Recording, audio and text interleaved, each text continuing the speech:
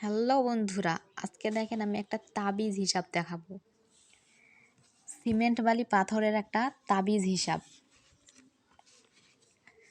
তো একটা ছাদের হচ্ছে রেশিও ছাদের রেশিও হচ্ছে ছাদ ঢালাইয়ের রেশিও হচ্ছে 1:2:4, 1 ভাগ সিমেন্ট, 2 ভাগ বালি, 4 ভাগ খোয়া অথবা পাথর। তো বিমসহ ছাদটা আছে 1800 CFT বা ঘনফুট। এটার সিমেন্ট বের করব 1800, এটা হচ্ছে সূত্র।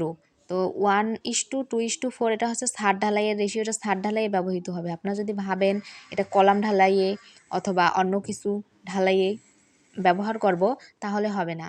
আর এটার জন্য এই সূত্রটা হচ্ছে সিমেন্টের সূত্র, এটা একটা এই যে 0.171। এটা মনে রাখতে হবে, আপনারা মনে রাখতে পারেন, মুখস্থ করতে পারেন বা লিখে রাখতে পারেন। 1800-র সঙ্গে 0.171 গুণ দিলে আসবে যত, এত ব্যাগ সিমেন্ট লাগবে। এরপরে হচ্ছে বালির ক্ষেত্রে হবে 0.428, আর পাথরের ক্ষেত্রে বা খোয়ার ক্ষেত্রে হবে 0.857। তাহলে সিএফটিতে পাথর বের হবে বা সিএফটিতে বালি বের হবে, আর সিমেন্ট হচ্ছে ব্যাগে বের হবে। তো এই সহজ হিসাবটা অনেক মজার ব্যাপার, এটা অবশ্যই ভিডিওটা দেখবেন। আর সিএফটি যদি না বোঝেন অথবা কোনো কিছু যদি না বোঝেন তাহলে অবশ্যই আমাকে কমেন্ট করবেন, আমি বুঝিয়ে দেওয়ার চেষ্টা করব ইনশাল্লাহ।